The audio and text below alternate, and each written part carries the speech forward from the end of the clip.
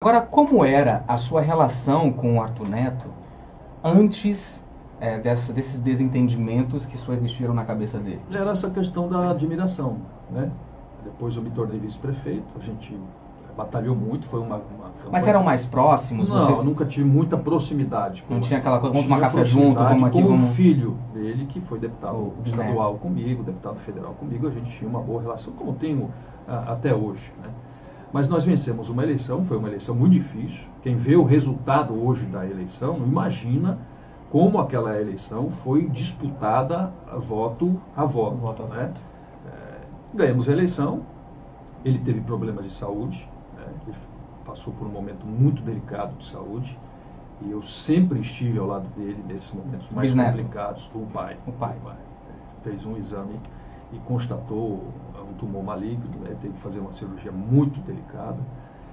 E naquele momento eu me aproximei muito do Arthur, né? Eu acho que ele depositou em mim uma confiança extremada, porque ele precisava se ausentar do município, precisava ver em mim as condições para continuar a administração, porque ele estava no processo de continuar uma administração, eu estava iniciando um processo de administração.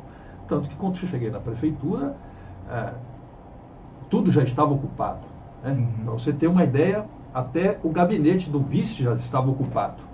Não existia vice-prefeito, não existia gabinete de vice-prefeito. Onde hoje é meu gabinete de vice, existia uma lanchonete, para você ter uma ideia. Então, essas foram as condições que eu encontrei na prefeitura. Mas seguimos, né? Depois ele me chamou para ser secretário municipal de infraestrutura. Modesta parte, apesar das dificuldades, dos poucos recursos, as pessoas se lembram de mim nas ruas 24 horas por dia. Não à toa que eu fiz agora... cargo ingrato. Não à toa eu fiz agora a minha segunda intervenção cirúrgica no meu joelho, porque eu literalmente estourei meu joelho nas ruas da cidade de Manaus, mas com prazer. O pouco que a gente conseguia fazer, as pessoas compreendiam. E uma coisa que eu aprendi, Júnior, na política, é sempre ser muito franco e muito verdadeiro com as pessoas.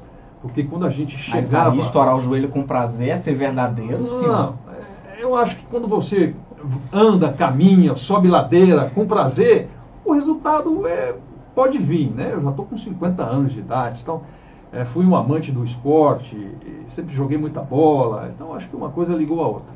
E acabei, um dia... Exatamente, acho que por conta do fruto do meu trabalho, e aí houve um certo reconhecimento dele com relação ao meu trabalho, ele me chamou para que eu me desincompatibilizasse da Secretaria Municipal de Infraestrutura, para que eu pudesse ficar viável eleitoralmente, né, para disputar a eleição ao governo de 2018. No primeiro momento eu recusei, né, mas depois ele me convenceu de que seria uma boa oportunidade ele me lançar candidato ao governo do Estado. Aí ele tecia à época uma série de comentários, fazia avaliação do candidato A, fazia avaliação do candidato B e fazia uma avaliação de mim, né? Sempre de uma forma muito positiva. E mais, brincava comigo, dizia, olha, te prepare que isso vai cair no seu colo, vai cair no seu colo. E me alimentava essa expectativa minha todos os dias. Alimentou sua vaidade de uma certa maneira. Eu não tenho vaidade. Se eu tivesse vaidade, eu já tinha brigado, mas tudo bem. Até que um dia eu precisava tomar uma atitude e fui a ele e disse, nós precisamos definir nosso candidato. Ele disse, nosso candidato vai ser o fulano. Eu fiquei um pouco chateado, né, mas compreendi, porque eu sou muito disciplinado. Se acordarem as coisas comigo, eu não tenho problema nenhum. Eu disse, eu posso sair por aquela porta tendo certeza e convicção de que o nosso candidato é o fulano? Ele disse, pode. Uma semana depois, ele publica em rede social que o candidato dele era outro. Aí eu fiquei profundamente magoado.